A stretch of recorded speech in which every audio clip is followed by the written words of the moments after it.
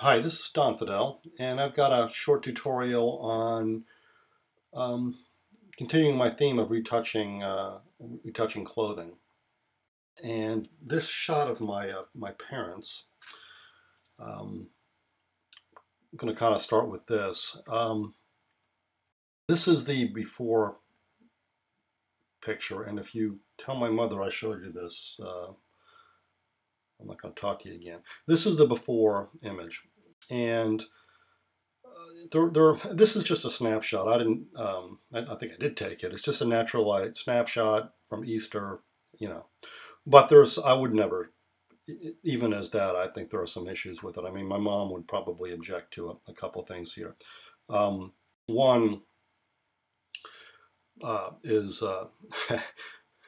they're almost 80 years old, so I think they look pretty good. But this probably needs to be addressed, as well as some wrinkles here and here that don't look too flattering. I mean, this is a common situation that you run into. And then, my dad's shoulder here, as well as some of the wrinkles in his jacket. And then, of course, we get the tree sticking out of the head. I'm not going to go into, and I highlighted the eyes and the teeth and things like that. I'm not going to go into any of the adjustments on them. And then I've done some overall adjustments in Lightroom for exposure and things like that I'm not going to get into.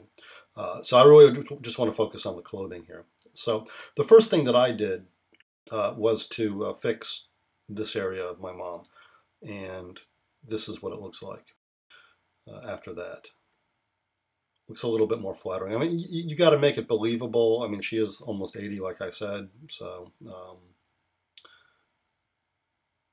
don't want to make her look like she's 26, although, that's what she would like, but I don't think it's very good. It's from an earlier thing. So basically what I did was first of all, I addressed, let me take some of these off. So I addressed this, and this is just using Liquify. And, just real quick, I'm not going to go through, because I want to keep this under like 15 minutes. So I'm not going to go through in detail every brush stroke that I use. I'm just going to show you the general concepts that I used. Anyway, I duplicated the background, and the menu is off screen, so you're not going to see me pull the menu down. I'm just going to go into Liquify, and this is going to come up full screen, and I am going to move it over here so you can see it. Actually, let me just squeeze this over. Okay. So what I did, oops, pull it like that. I used the pucker tool to, where is it, right here, and I have a pressure sensitive tablet, so just by pressing the pen down, I'm going to keep pushing this down until I got it the way I wanted it. And then I did use the forward warp tool here to kind of push things around. Now I didn't try to get, I did things like this, get my brush appropriate size and try to push some of the stuff around. I also try to even up some of these lines. So like, for example, I probably pushed this down a little bit and this side up, just trying to even those out. These I dealt with at a later stage, so I didn't really mess with those. And I didn't try to get this line just right, and I'll show you why. So anyway, I did that with Liquify. I'm just going to cancel out of here. And that's, after that, that's the stage right here. And then I went to work on some of these wrinkles. Now the first thing I did was to straighten this line out, and that's here. And all I did was apply paint, and that's, I do that probably 60 to 70% of the time in retouching, is just use the paintbrush and paint. It's the easiest thing to do. If I take the mask off, you'll see that I just slop it on and then hide everything and paint back what I want. And I find that to be the easiest thing. And again, not going for perfection because you want it believable. There is going to be some variation in here, but close enough. So again, what I did going to the brush tool is I just selected a color in here, which isn't quite black, but it's close. So actually it's awfully blue here. There it goes. That color there, not quite black. If I pop it up on the color wheel, you'll see it doesn't, the color picker, let me pull it over here. You'll see that it's not quite black. and just painted sloppily, and then using a mask, I went in and refined it to just cover what I wanted. The important thing, though, when you use paint is to always use noise. Smooth paint is not what your camera produces. I don't care how good it is. There's going to be a pattern to it. And to make paint look believable, you have to apply noise. So, and every camera is different. My camera, getting kind of long in the tooth, I have a Sony A900. I found about 0.5% is about right. And it'll just take the smoothness out of the paint, and make it look like it was always there. The next thing I did, again, just using paint, was to take care of this. And you can see I still haven't, I overpaint, so there we go. And all I did, again, was I just sampled with my paintbrush a color in here, and using a 20% opacity brush, I just brushed over it. If I take the mask off, you can see where I kind of overpainted it, a little bit over here, a little bit over there. And since it's such a low opacity brush, I'll go ahead and do it real quick. So I just sampled like this color, which again isn't pure white. It's sort of a bluish because this is in shadow. And with a 20% opacity brush, I just kind of went over this. Not being that careful. Something like that. And you can vary it. And then using a mask and painting back with black paint this time, I just clean this up like that. And that's a lot smoother. I'm kind of futzing with it here, but I clean this up down here, a little bit here, and then again, if you add noise, it's difficult to see here, but it does make it more realistic. It's not that smooth paint. So anyway, that's what I did. You can see down here as well as here.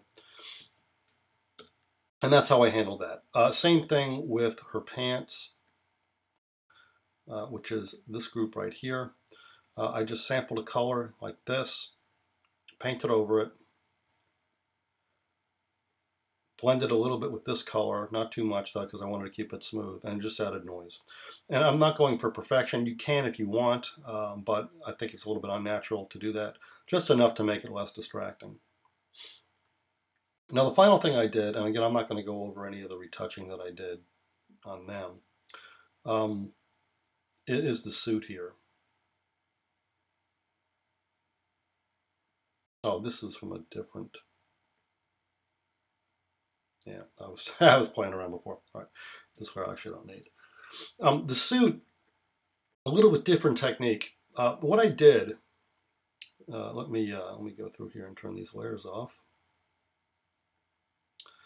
So starting with this layer, I'm going to turn the layer mask off. All I did was take the clone stamp tool with a very hard brush and pick an area of his suit and just plop it on there.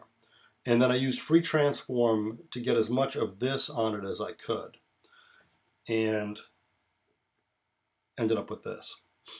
So again, if I put a new layer here, go to the clone stamp tool with a hard brush, and that's important. I just grabbed an area of a suit and plopped it here. And then hitting Command T, using free transform, I scaled it a little bit, rotated it, got it roughly where I wanted it, and then hit enter. Using the option key, hit the mask icon, which creates a black mask so nothing's revealed, and then go to my brush tool and just start painting this in. And you can see his collar is the edge of his collar is here, and so I just kind of work with that and tone that down. I don't have a position perfectly, but this is it right here. And again, if I reveal it, you'll see what it kind of looks like. And then I just cleaned it up. Like this spot here I got rid of. That was just done with paint. And again, noise. Oh, and I also applied noise to where I clone stamped. Anytime I put something on a picture, I stick noise on it. It just helps make it blend easier. I didn't like this. I didn't think because I took this off, even though I left a highlight back here, I didn't feel that this matched. So I just painted over it, really sampling the colors, and then fixed up that seam with the small brush. And that's how I did that. So just paint, clone stamp, and then noise. Yeah, see an error I did. So if you see an error, all you do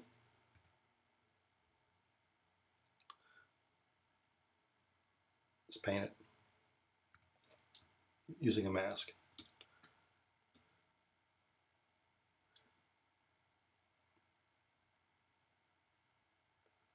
And you can get as futzy as you want. I want to make this brush softer.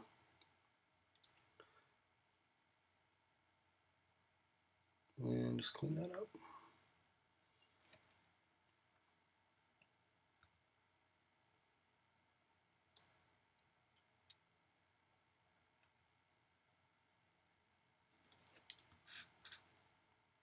Yeah, you get the idea. I'll probably have to go back and fix that. All right, so once I did that, I was pretty happy with it. A couple other things that I did. This group here is for this tree, and again, this is pretty easy. All I did was, again, I just clone stamped